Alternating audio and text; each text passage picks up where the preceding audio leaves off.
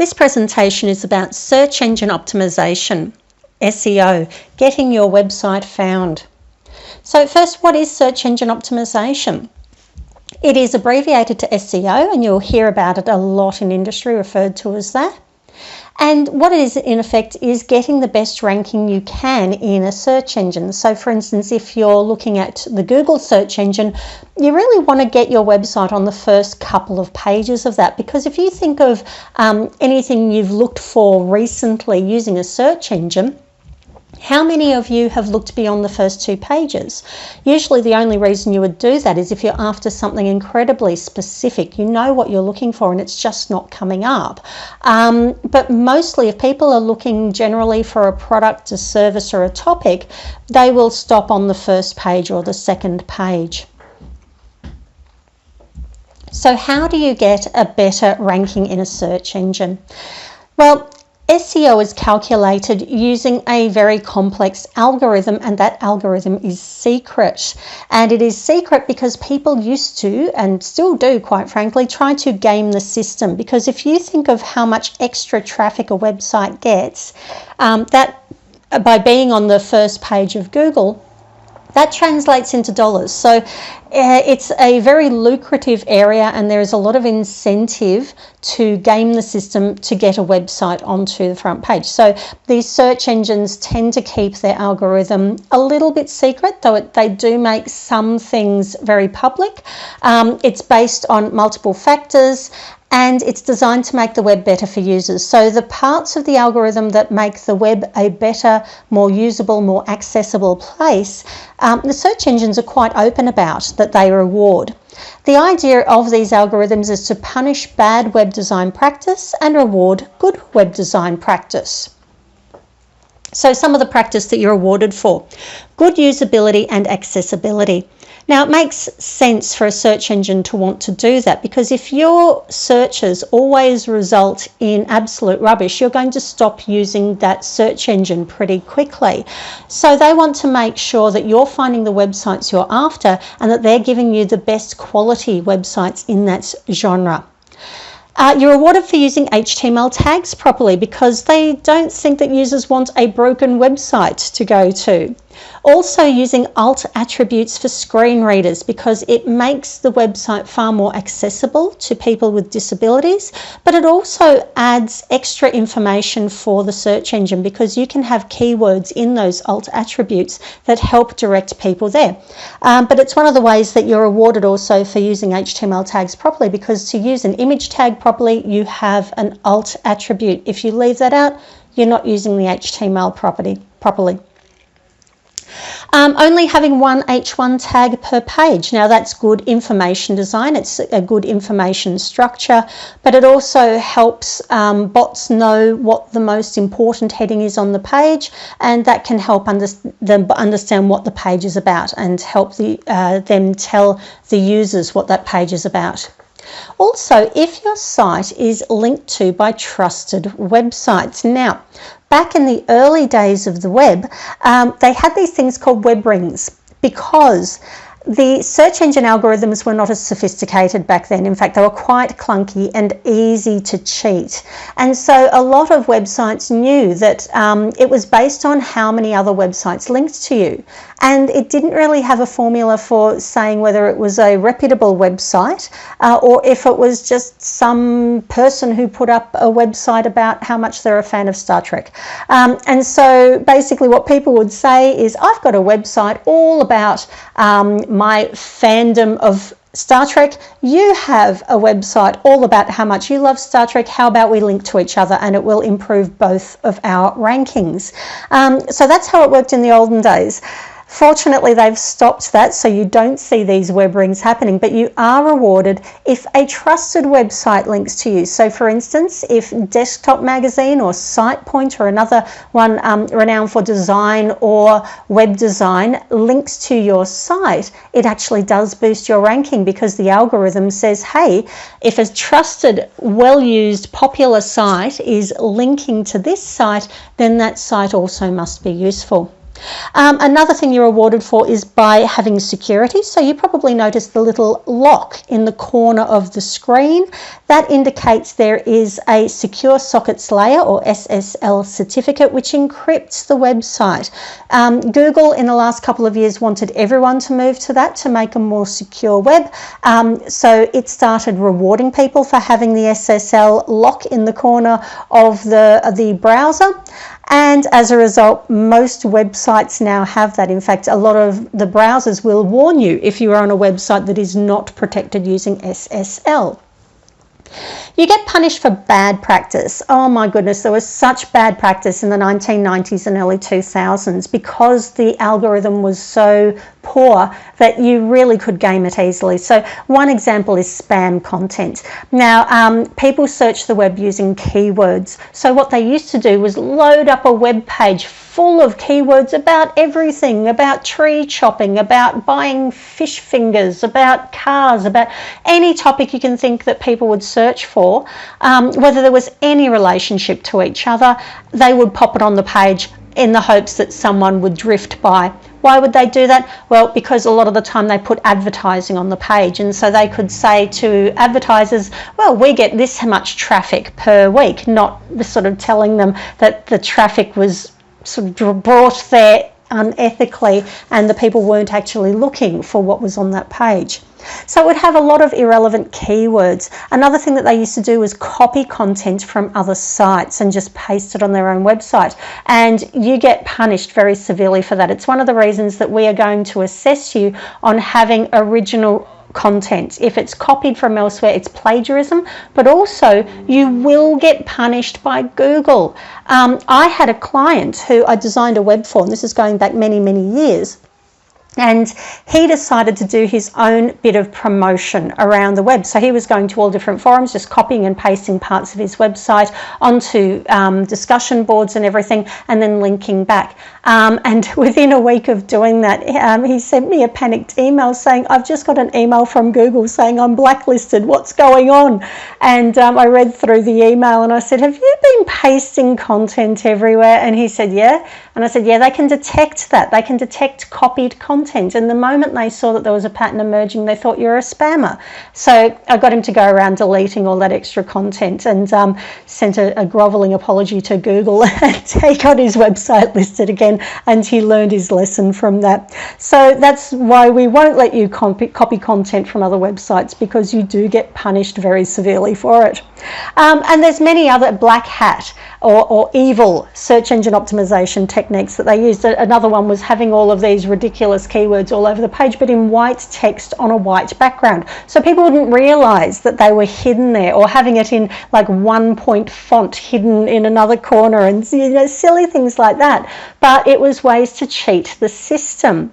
Another one that was interesting was misspellings, to try to get, if someone was looking for Swinburne website, but they typed it into the search engine without an E on the end, someone else may have set up a website which had that as one of the keywords. And I know that when I was originally a web designer, we had to deliberately try to include yet hide misspelled words on our website to ensure that no one else could do that. So if I were designing a florist website, I would take the name of the florist and I might misspell it, but I'd put that onto one of the file names, one of the images or something like that, where people wouldn't have a look at it and say, hey, this is a really amateur website. They're misspelling everything, because you don't want to misspell things on the website itself. But yeah, you had to make sure that you included all options, otherwise someone else would. Fortunately, in around about 2008, I think it was, Google decided to automatically spell check, and so if someone did write Swinburne with no E, it would actually give the results for Swinburne with an E, because it knew that was the popular search, and then below that it would actually say, did you mean Swinburne without an E? So they did have that option still. But it's also an example why you should not rely on evil black hat techniques, because those websites that were dependent on misspellings for all of their traffic, once Google changed the algorithm, all their traffic went away. The ones that had spam words everywhere, the moment Google detected that and punished it, all of their traffic went away. So you don't want to try to cheat the system. What you want to do is create a well-coded, useful, accessible website, and that will be rewarded. So what methods can you use to improve your search engine optimization? Well, people search with keywords, so have a think about what words your users will use to search for your site. So if you have a pet store website, you know, they might be looking for pets, they might be looking for dog food or cat collars, kitty litter, all of those sort of words. Use a variety of words on your pages, not just one or two. So if I had a pet store, I would not be saying, come here for all of your pets. We have all of your pets. Pets, pets, pets. We have so many pets. You start to sound like a Danos Direct commercial. Instead, you want a nice variety of words, and you want to scatter them through your pages like flowers through a meadow. So you might say, come to us for all of your pet needs. We have dog food, cat food, even hamster food. If you need any cat collars, dog collars, or other pet clothing, come to us. And so it actually starts to have this nice flow to it. People are seeing that the site actually caters to them. So if I'm looking for, you know, hamster clothing or something like that, if it's mentioned on the page, I know, hey, I've come to the right place. You have to use natural language. Don't sound spammy, because the spammy language is punished. The algorithms, as I said, are very complex and very sophisticated now. They can actually detect natural patterns in language. But the other thing is, you don't want to put your users off. You don't want to sound spammy or like a Danos Direct commercial. You want to be useful for your users, so make sure that language does flow. Other ways you can use the keywords, you can use them for file names. So rather than have image37.jpg, call it petfood.jpg. That will help for people searching for images as well. I admit sometimes if I'm looking for a specific type of cat food for my cat and want to know who sells it, I'll actually do an image search to see if I can see it, because I can never remember the name of it. And then I'll track down which websites had that image on it. Do remember that you cannot have spaces in any file name. So where you would have a space, normally put a hyphen in there. Apparently an underscore now is okay as well, but hyphens are typically used. Use the keywords for headings, links, and page names, because if you've got a link, rather than click here, which is absolutely, you know, says nothing, why not have the link say, you know, more hamster clothes or something like that, so people know exactly where they're going. And the thing is, because the algorithms detect what tags these words are within, if it's in a heading or a link or a page name, they know that this is more important than the general background noise of the paragraph. So it is really important for that. If you use it in the file name itself, so your HTML file name, obviously index.html is absolutely necessary for the home page, but rather than have products.html, what if you had pet product with a hyphen in between? Suddenly it actually helps when people are looking for pets in their search engine. So an example here is paranpetfood.com/catcollars.html. Use phrases as well, because often people aren't just looking for pet food. They might be looking for pet food for cats with thyroid problems or something like that. So think about the entire phrases people will use. It also can be used to differentiate yourself from the competition. So rather than pet food, it might be pet food store in Paran, because someone wants to be able to walk there to pick it up rather than take a flight to Los Angeles. Use these phrases in headings, links, text and file names. In fact, it's a really good idea for usability, because if I'm looking to, I don't know, I'm going to use a completely different topic, identify a spider, I'm going to be scanning that page very, very quickly while keeping one eye on the spider to find the section of the page that says, what spider is that? Or identify that spider, or whatever the phrase was that I am actually looking for. Update your content regularly. So search engines use things called bots, which is short for robots. They're also called spiders because, pun intended, they crawl the web. And they use them constantly. They're just automated. They are always searching through the World Wide Web. And they will note when a change happens in a website. The reason for this is because recently updated websites are assumed to be more relevant than ones that haven't been updated for ages. If you think about it, if you're looking to buy pet food, where would you be looking to buy it from? A pet store website that hasn't been updated since 2006, or one that's updated their prices last week? Same with your websites. When you become a designer and you have a portfolio website, make sure you're updating that regularly, both for search engines, but also to have current relevant work up. Because if your portfolio is from 10 years ago, the person looking to hire you might think, well, hang on, they haven't updated it for 10 years. Maybe they've given it up and become a merchant banker instead, or something like that. Another great way to help search engine optimization is articles or blogs. It's because it's a way to include new content regularly. I mean, there's only so many times you want to update a page about pet food, I suppose. And so it gives an excuse to creating new content for your website.